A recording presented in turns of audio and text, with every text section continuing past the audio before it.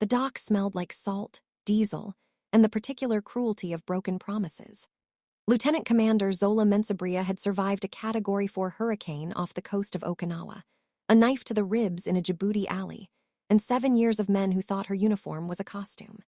She had not survived, not yet the sight of her husband standing on the pier, his arm curled around a woman holding a baby, his eyes finding Zola's across the crowd with an expression that was not guilt. It was relief, like he'd been waiting to be caught. Somewhere behind her, a man she didn't know yet was already watching. And something in the universe, reckless and ancient, had already decided what came next. Welcome to Afrokorea Chronicles. Please like, share, and subscribe. The USS Resolve cut through the harbor at 800 hours on a Tuesday that would ruin Zola Mensabria's life. And though she could not have known it then, save it. She stood at the railing in her dress whites, chevrons gleaming, and let herself want things she'd spent 7 years compressing into something small and manageable. She wanted her husband's arms. She wanted the apartment on the 3rd floor of the building near the harbor that smelled like cloves and her grandmother's shea butter. She wanted to sleep in a bed that didn't vibrate with engine rhythm.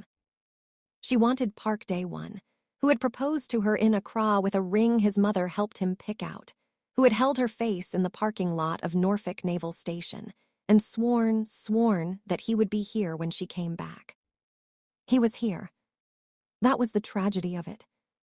He stood near the yellow rope barrier with a woman who was young and terrified and beautiful in the way of someone who had just realized the ground beneath her feet was made of paper. In his arms was a baby in a white romper, maybe 7 or 8 months old, chewing on a cloth giraffe. Dae-won's face was a masterwork of misery. Zola watched it from 50 feet away as the gangplank was lowered, watched it the way she watched hostile coastlines, calmly, completely, with every instrument she had. She did not cry. She would not cry here, not in dress whites, not with her sailors behind her. She walked down the gangplank with her spine straight and her face arranged into the military stillness she'd spent a decade perfecting. And when Dae-won called her name, "Zola, wait, please," she kept walking. The crowd swallowed her. Families rushed past, children shrieking, wives pressing into the arms of their people. Zola moved through all of it like a ghost. She made it to the parking lot. She found her car, her old Camry, which her sister Abina had been keeping, and she sat inside it, and she placed both hands flat on the steering wheel and she breathed. Her phone was already ringing. She did not answer. 3 hours later, she was still in the same spot. The dock had emptied. The sky had gone from bright mid-morning blue to the flat, heavy white of approaching clouds.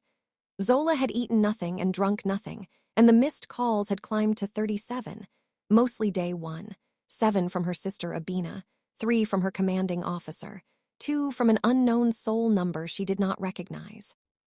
She was working through the math of her own life. 7 years.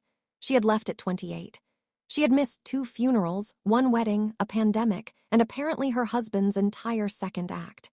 She was calculating the cost of a divorce attorney, the earliest she could realistically be released from active duty, the square footage she'd need to live alone. She did not hear him approach until he knocked on the passenger window. She had her hand on her service weapon before her eyes registered him. He stepped back immediately, hands raised, palms out. A gesture of surrender that somehow looked nothing like surrender on him. He was Korean, perhaps 35, dressed in a dark charcoal suit that had no business being near a naval dock. He was tall, broad in the shoulders, narrow in the jaw, with the kind of face that suggested he'd been told he was dangerous and had decided to live up to it. But his eyes, when they met hers through the glass, were careful, measured, not afraid of her gun hand. More like curious about it. He held up a cup of tea. Zola stared at him. He had the audacity to gesture at the passenger door with a small tilt of his head. "May I?" She did not unlock the door, but she did roll down the window 2 inches. "I don't know you," she said. "No," he agreed. His voice was low, accented lightly, Korean beneath the American cadence of his words. "But you've just had one of the worst mornings of your life, and this is Ghanaian spiced tea from the cafe around the corner. And I thought you might want something warm before you decide what to do next." Zola looked at the cup, then at him. "How do you know what I want?" "I don't," he said simply. I'm guessing I'm usually right. She took the tea. His name, he told her, was C.O.T. Young. He sat in the passenger seat with his hands folded loosely in his lap, like a man who was accustomed to rooms that obeyed him and had decided, for now, to be patient. Park Day One works for me, he said. Zola turned her head slowly. Excuse me. He manages financial accounts for my organization. T. Young said it the way men said things they fully expected to change your life, calmly, with precision. He has done so for 3 years. I was not aware until recently of the full extent of his personal circumstances. A pause. I became aware this morning. You were at the dock. Yes. Why? He was quiet for a moment, not evasive, considering. I had business there, and then I saw you come down the gangplank. Another pause, smaller this time, and I decided the business could wait. Zola looked at him for a long time. She was good at reading people, 7 years in the Navy, 2 combat deployments, 18 months running intelligence assessments had made her excellent at reading people. What she read in C.O.T. Young was complicated. Power, intelligence, some species of anger that he wore the way other men wore cologne, present without being overwhelming. And something else, something that unsettled her precisely because she couldn't name it. What kind of organization? She asked. The kind that operates partially outside the law, he said, without flinching. I'm not going to lie to you. That seems like a waste of both our time. And you want what exactly? I want to show you what he did, T. Young said. All of it, the forged documents, the accounts, the timeline. His jaw tightened slightly. You deserve to know the truth of what was done to you, and I want to be the one to give it to you. Zola looked at the untouched tea in her hands. It smelled exactly like her grandmother's kitchen in Kumasi. She didn't ask how he'd known. She wasn't sure she wanted to. If I get out of this car, she said quietly, I keep my weapon. I would expect nothing less, said C.O.T. Young. He took her, not to a glass-end leather expense account restaurant, but to a narrow storefront 3 blocks from the harbor with no sign above the door, and the smell of groundnut soup and sesame oil coming through the walls. Inside, it was warm and loud and honest. Afrobeats played low from a speaker in the corner. The walls were the color of red clay. The woman behind the counter was somewhere in her 50s, short and round and magnificent, wearing a kente print apron over her chef's whites. She looked up, saw Zola, and switched immediately from Korean to Twi. Sister, sit down. You look like you haven't eaten since the Pacific. Zola laughed, a small, startled thing, and sat. T. Young sat across from her. He ordered in Korean, and the woman answered him in the same language without missing a beat, and something about the easy normalcy of it, this Korean-Ghanaian space that existed without apology or explanation, loosened something tight in Zola's chest. You researched this, she said. I had 45 minutes while you sat in the car, he said. You watched me sit in the car for 45 minutes. He met her eyes. Yes. She should have been unnerved. She cataloged the feeling instead and found it wasn't unease. It was something else, something she set aside for now. The food came. Jollof rice and banchan, kelwel and doenjang soup, a combination that should not have worked and was, somehow, exactly right. T. Young watched her eat before he touched his own food, and she caught him doing it and raised an eyebrow, and he looked away without embarrassment. Tell me, she said. And he did. The facts were these. Park Day One had begun working for T. Young's organization 18 months into Zola's deployment. He managed a series of financial accounts that moved money through shell companies across 4 countries, legal at the margins, illegal at the center. He was good at it. He was also reckless. 3 months after Zola's deployment began, he had filed forged divorce papers using a document service in Virginia Beach. The papers had never been submitted to any court. He had simply shown them to a woman named Hyrin, 23 years old, a graduate student from Busan who had come to the States for a fellowship and met Day One at a fundraiser. Hyrin did not know Zola existed. Their baby was 8 months old. Zola sat with this information the way she'd sat with casualty reports, very still, very careful, keeping her breathing even while the numbers rearranged themselves into something human and devastating. He told her they were divorced, she said. Yes. She believes it. Yes, something moved in T. Young's voice. Not pity, he didn't seem like a man who did pity, more like a specific, directed fury. She was deceived as thoroughly as you were. Different methods, same man. Zola looked out the window at the gray street. You have proof. I have everything. He placed a folder on the table between them. Financial records, the forged filing, Hyrin's marriage certificate, which is invalid legally, though she doesn't know it. Copies of the wire transfers from the accounts Day One managed. He paused. There's also a record of his access to your military housing file. He redirected your mail. For how long? 4 years. The number landed like a physical thing. 4 years of silence that she had told herself was the war, was the distance, was the difficulty of satellite coverage and time zones.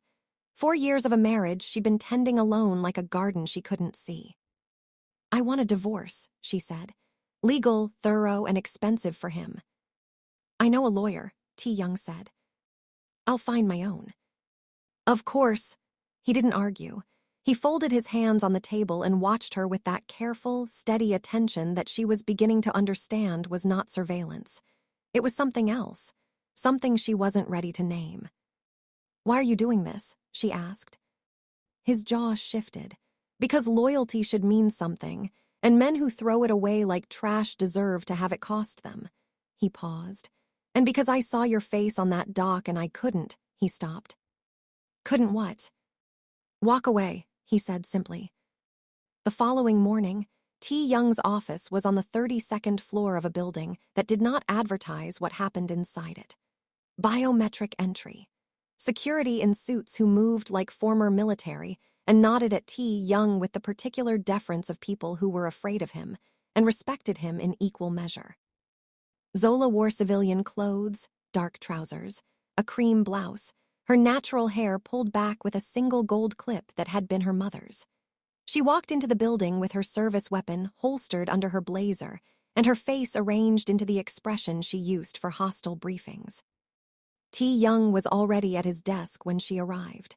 He stood when she entered, which she hadn't expected, and gestured to the chair across from him without the performative hospitality of men who wanted to impress her. The dossier, he said, and slid a leather-bound folder across the desk. She read it carefully, every page. He didn't rush her.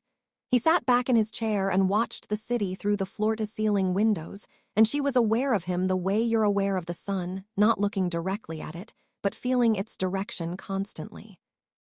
The documents were thorough, more thorough than they needed to be.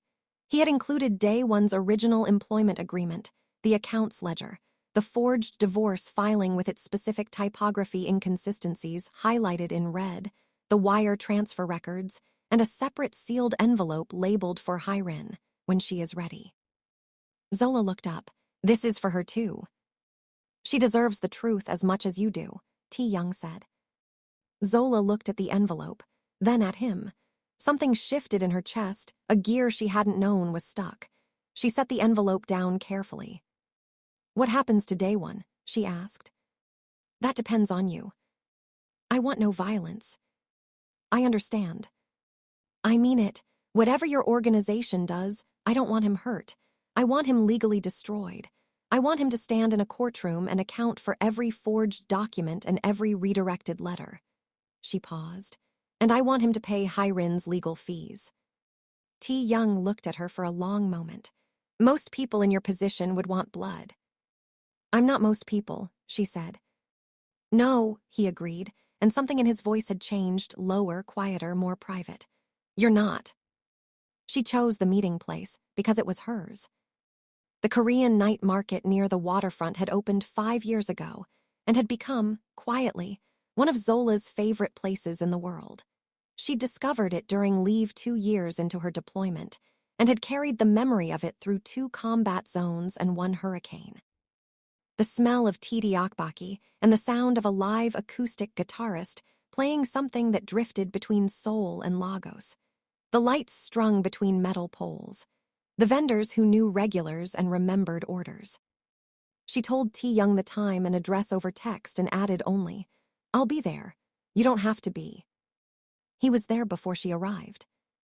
He had, somehow, and she was genuinely unsure how, found the vendor who made her order. She arrived to find him standing at a small table near the edge of the market, and on the table was a drink she recognized with a jolt that went straight to her sternum.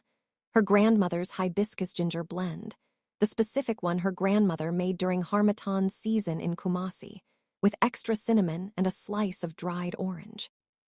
"How?" she said. "Your sister has a cooking blog," he said.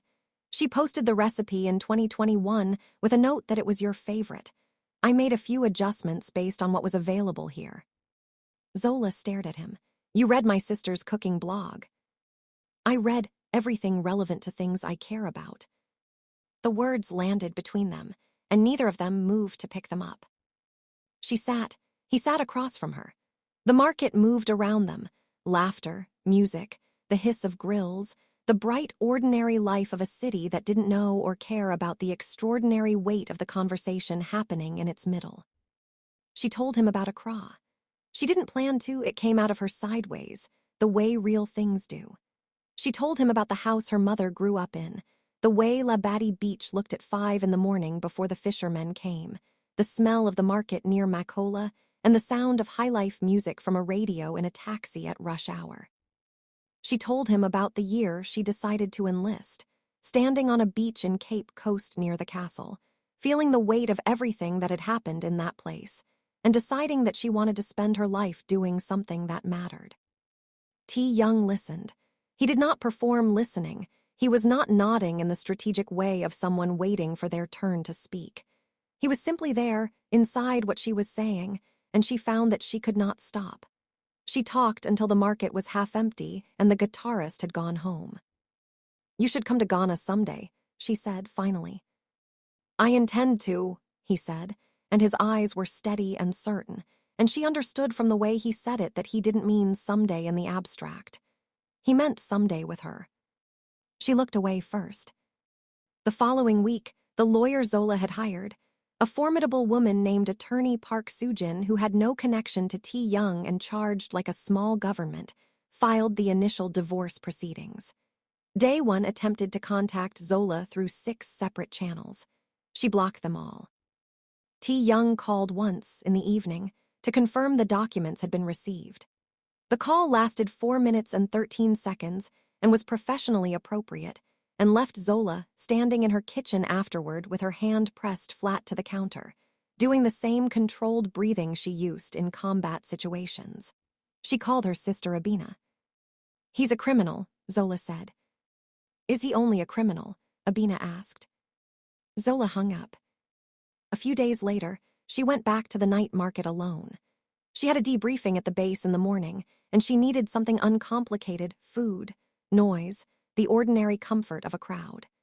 She was standing at a Titi Akbaki stall with a paper cup in her hands when a man appeared at her elbow. He was American, broadly built, with the easy confidence of someone who'd been told he was charming so often he'd stopped questioning it. "You come here often," he said. Zola looked at him. "Don't." "Just being friendly." "I'm not."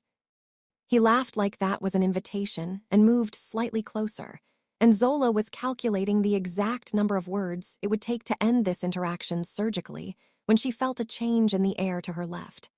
A cooling, like a window opening in a hot room. T. Young appeared beside her. He didn't touch her. He didn't have to. He simply materialized at her side and looked at the man with an expression that was entirely calm and entirely without warmth, the expression of someone who had made difficult decisions before and was prepared to make more. The man left. Zola turned to look at T. Young. "I didn't need that," she said. "I know," he said. His jaw was tight. "I was in the area." "You were not in the area." He looked at her. "No," he admitted, "I wasn't." She should have been angry. She had a complete architecture of reasons to be angry. She was a decorated naval officer. She was a grown woman. She had handled 10 times worse than a man at a food stall. She assembled the anger carefully and found, underneath it, something warmer and more dangerous that she refused to examine directly. "Buy me more tea," she said instead.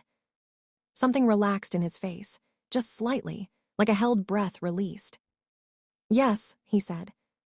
It came through T. Young's second in command, a quiet, efficient man named Kim Dong-hwan who delivered information the way doctors delivered diagnoses, without editorializing.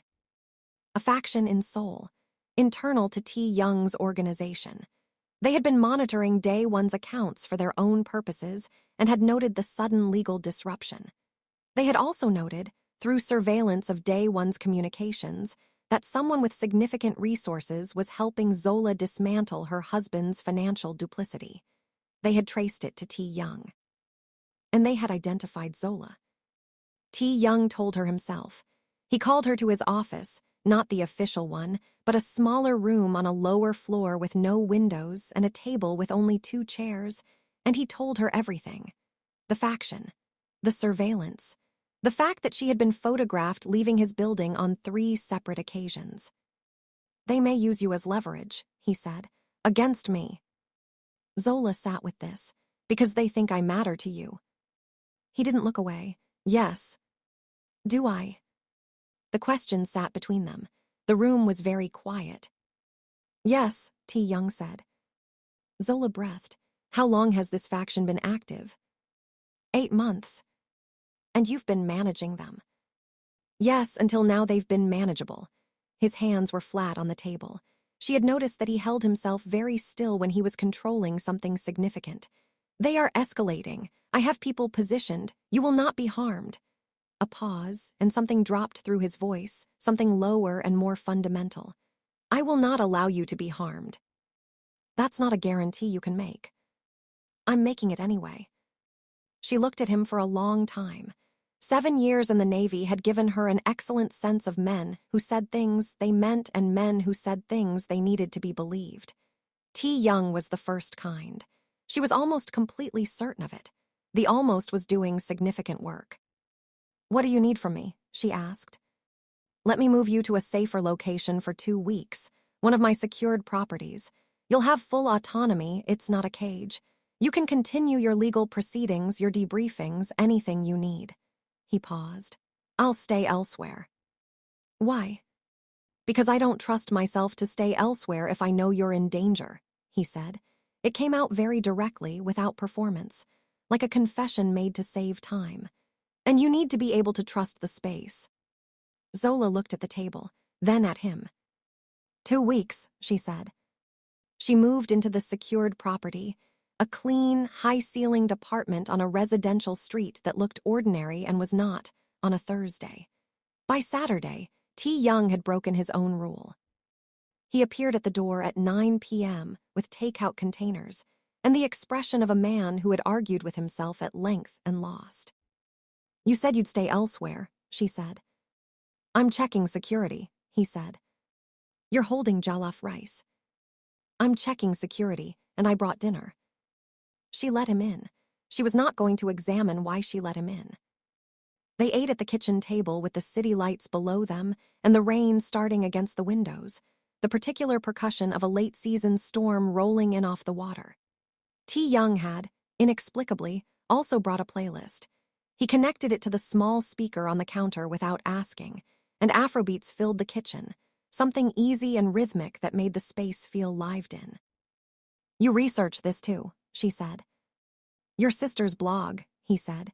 "She included a playlist." Zola laughed, a real one this time. It surprised both of them. T. Young looked at her like she had done something extraordinary. Like laughing was a thing he wanted to catalog and keep. "Stop," she said. "I'm not doing anything." "You're looking at me like that." "I look at many things." "Not like that, you don't." He was quiet for a moment. Outside, the rain intensified. The city below them blurred and glittered. "Zola," he said. The way he said her name, Zola, deliberate, like it meant something, did something to her that she was not prepared for. She had been in firefights with less adrenaline. "Don't," she said softly. "I know," he said. "I know the timing. I know what you've just come through. I know I'm not a simple man and my world is not a safe one. He paused. I'm not asking you for anything. I just need you to know that whatever happens next, whatever I do to make sure you're safe, it is not obligation. It is not professional courtesy. His jaw was tight. His eyes were on hers, and they were very dark and very certain. It is because you are the most extraordinary person I have encountered in 38 years of living, and I knew that before you said a single word to me. The rain said everything for a moment. The dock, she said. The dock, he confirmed. The way you walked down that gangplank, you knew already. I could see it in your face from 50 meters away. You already knew what you were going to find, and you walked toward it anyway. He exhaled. I have never seen anything like that in my life. Zola looked at the table, at her hands, at the rain. I'm not healed, she said. I'm angry and I'm grieving and I don't know what I'm doing. I know. I don't want to be someone's project. You are not, he said, with a quiet ferocity that cut through everything.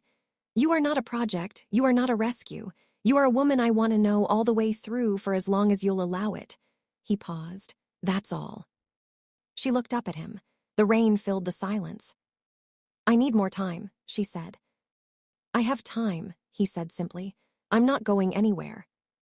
They had 3 days of the kind of quiet that builds something. He came in the evenings and they ate and talked, and he learned the architecture of her discipline and her humor, and the way she went silent when something mattered deeply and loud when she was performing not caring. She learned him, the code of his stillness, the tell of his jaw when he was holding anger back, the genuine softness that lived inside all that power like a room that only she had been invited into. On the 4th day, the faction moved. It came through Kim Dong-hwan at 4 a.m. 2 men outside the building, a vehicle registered to a name tied to the Seoul faction, and a call made to Day One's number that evening suggesting he'd told someone where Zola was staying. T. Young arrived at the apartment in 11 minutes. He did not knock. He had a key because he had insisted, and she had let him, against her better judgment and entirely in alignment with something deeper than judgment. She was already awake, already dressed, seated at the kitchen table with her service weapon on the surface and her phone in her hand, and her face arranged into the stillness she used for the worst situations. He stopped in the doorway and looked at her, and something passed over his face that was not professional. It was raw and unguarded, and she had not expected it from him. Are you hurt? He said. No. He crossed the room in 4 steps and crouched in front of her chair, eye level, his hands on the arms of the chair and his face very close to hers. Are you sure? T. Young. Zola. She met his eyes. I'm sure, I'm fine, they didn't get in. He exhaled. It was a long, structural exhale, like a building releasing pressure. He stayed crouched in front of her for a moment longer, and she watched him put himself back together, layer by layer, the professional control resettling over the raw thing she had seen underneath. I'm moving you tonight, he said. Okay. To my main residence, I know I said. Okay, she said again, quieter. He looked at her. Okay. You heard me. Part 12, the residence. His main residence was not what she expected. She'd prepared herself for something cold, all glass and security, and the aesthetic of power without warmth. What she found instead was a high-floor apartment with books stacked horizontally, because the shelves were full, with a kitchen that smelled of ginger and sesame and showed evidence of regular use, with a record player in the corner beside a speaker that was already playing, at 5 a.m., a soft instrumental that she recognized after a moment as a Korean arrangement of a Ghanaian folk song. She stopped walking and stared at the speaker. You had that made, she said. I found an arranger, he said, setting down her bag. When? Last week. She turned to look at him. Last week you were moving me to a safe house and managing a criminal faction and processing my divorce documents. I'm very efficient, he said. She laughed, and then something gave way in her chest, the specific internal collapse of a person who has been very strong for a very long time and has finally encountered something that makes strength feel optional. Her eyes stung. She blinked it back fast, but he saw it.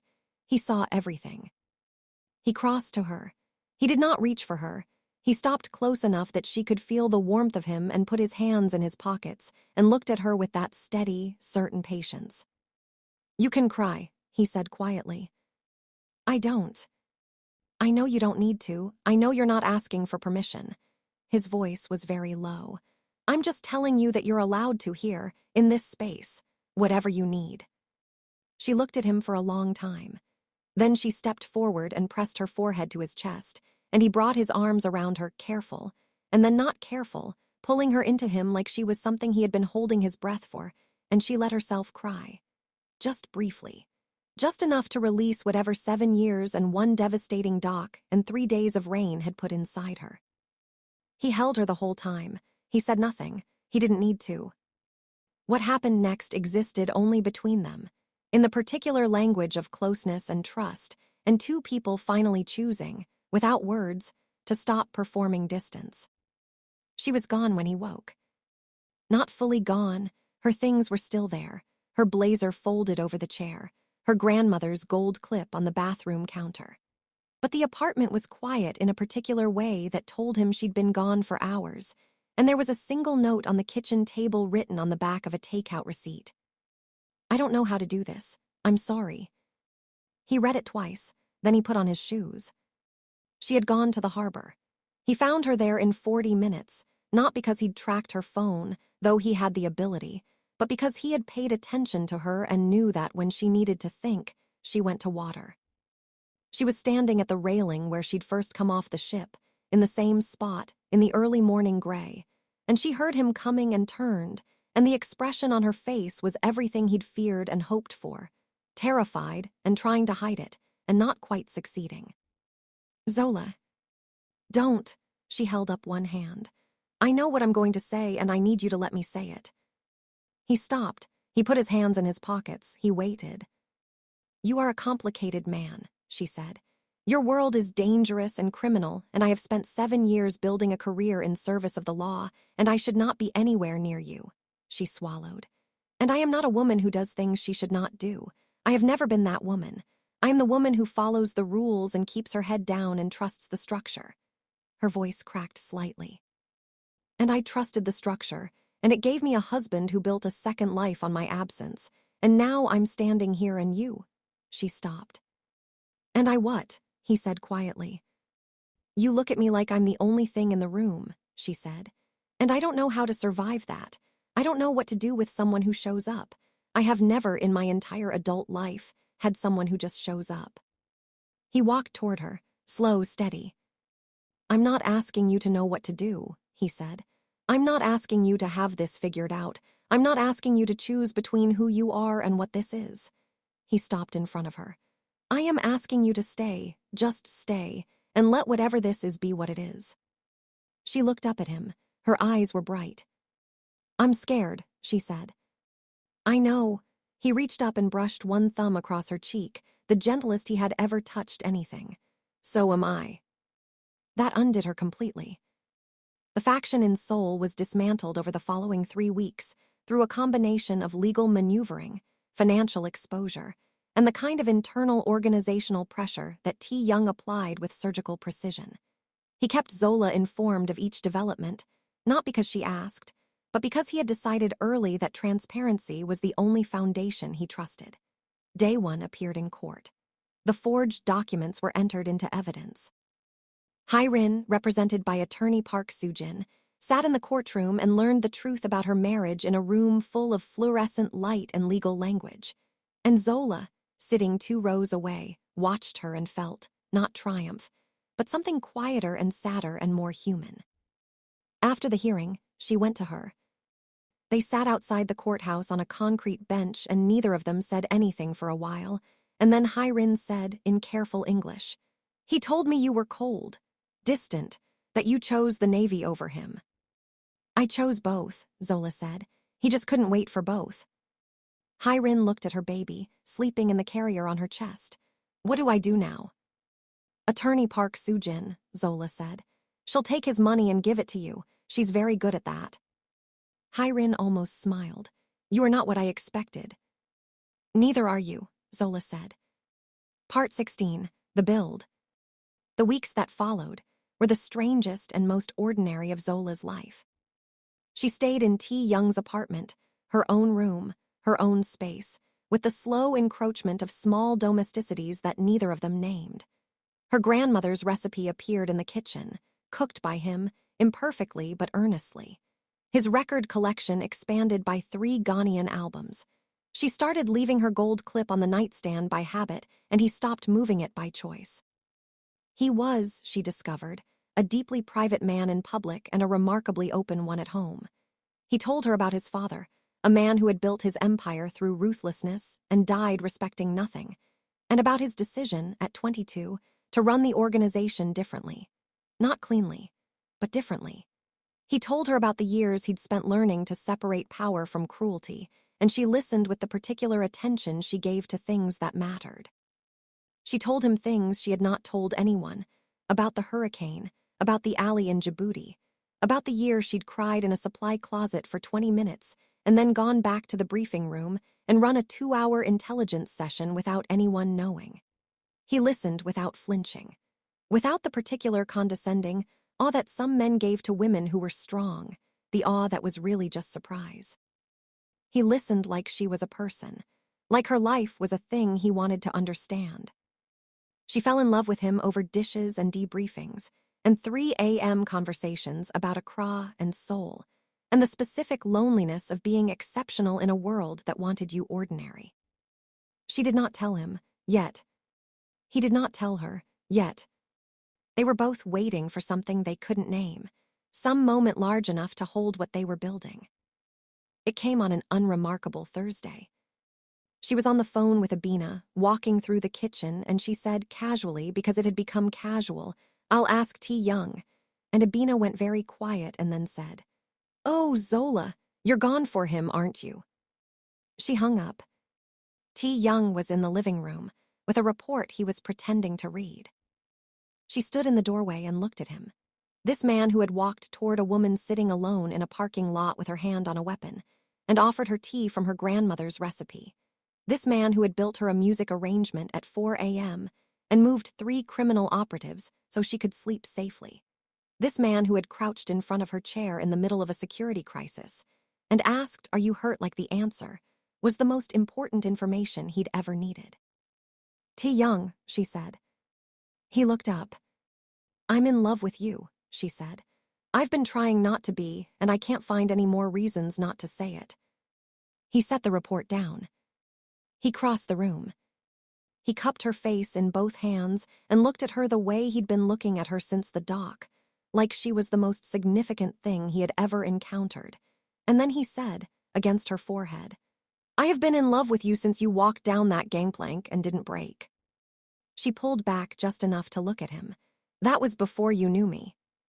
"I know," he said, "and everything I've learned since has only been confirmation." He kissed her unhurried and certain, the kiss of a man who had been patient for a long time and was done being patient. She kissed him back the same way. Outside, the city continued. Inside, something that had been building for weeks became something permanent. 3 months later, on a beach in Accra at 5 in the morning, before the fishermen arrived. She had brought him to Ghana as she'd promised, or perhaps as he'd promised, that night at the market, and he had been quiet and present through all of it. Through Kumasi and Cape Coast and her mother's house and the deafening beauty of Labadi Beach. He had eaten her grandmother's cooking and spoken careful, phonetic Twi that made the whole family laugh warmly and appreciated it. He had stood at the castle at Cape Coast for a long time without speaking, and she had stood beside him and known that he was a man who understood the weight of places. On the beach, before the light came fully up, he turned to her. "I want to marry you," he said. "I know it's complicated. My world, your career, the geography, all of it. I know there are 100 reasons to wait or reconsider." He reached into the pocket of his linen shirt and produced something small, her grandmother's style, a gold ring with a carved geometric pattern, made by a goldsmith in Kumasi from a description he'd gotten from Abina's blog and a conversation with Abina herself, who had, it turned out, been co-conspirating for approximately 6 weeks. "I'm not asking you to wait or reconsider. I'm asking you to choose this. Choose me. And I will spend whatever time you give me being completely, entirely worth choosing. Zola looked at the ring, at him, at the ocean beginning to catch the first gray light. You talked to my sister, she said. For 3 hours, he said. She cried twice. She has opinions about the font of the wedding invitation. Zola laughed. It came from somewhere deep and real, the laugh she only had here in this country, with this man who had learned her from a cooking blog and a doc and 3 a.m. conversations, and had not once been surprised by her into retreating. Yes, she said. He put the ring on her finger. The sun came up over Accra and turned the ocean gold. The wedding was in Accra, on a Saturday in November when the harmattan was just beginning to bring its dry, golden wind off the Sahara. She wore kente in gold and green. He wore a matching agbada that he had spent 2 months learning to wear correctly, from a tailor in Kumasi who had become, in the way of all people who encountered T. Young when he was determined, a devoted ally. His second-in-command, Kim Dong-Hwan, cried. He denied it. No one believed him. Attorney Park Soo-jin attended, formidable in a red dress, and raised her glass to Zola with an expression that meant, I see you, sister. Hyrin sent flowers from Seoul, and a note that said simply, Thank you for being the kind of person you are. Zola stood at the altar, which was not an altar but a beech arch draped in kente cloth and white roses, and looked at the man across from her. C.O.T. Young, who was feared on 3 continents and knew her grandmother's recipe by heart, who had walked toward her at her lowest point not to save her but to stand beside her, who had learned to say Moda, I love you, in Twi before he'd said it in Korean, because he'd decided early that her languages deserved to come first. She said her vows in Twi and English.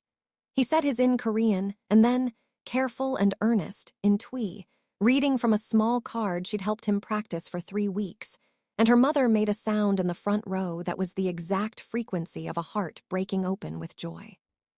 7 months later, she took the test in the bathroom of their Accra apartment while he made breakfast in the kitchen, playing a Korean-Ghanaian fusion track on the record player, singing quietly and slightly off-key in the way he only did when he thought no one could hear. She walked out holding the test. He turned from the stove and looked at her face and put down the wooden spoon. Zola, he said. It's positive, she said. He crossed the kitchen in 3 steps and picked her up, just lifted her, like the answer to something he'd been asking since a dock in Norfolk, and held her there, and laughed, and she laughed too, and outside the window Accra was waking up gold and loud and entirely, magnificently itself. She had survived a hurricane, a knife, 7 years of absence, a husband who built his second life on her empty chair. She had walked down a gangplank into the worst morning of her life and come out the other side of it into something that was against all logic, all probability, all the particular arithmetic of betrayal and distance and danger. Exactly what she had always, in her most private moments, believed was possible. A man who showed up. A man who stayed. A life she chose, fully with both hands. Afrokorea Chronicles. Season 1, The Welcome Home. If this story moved you, please like, share, and subscribe.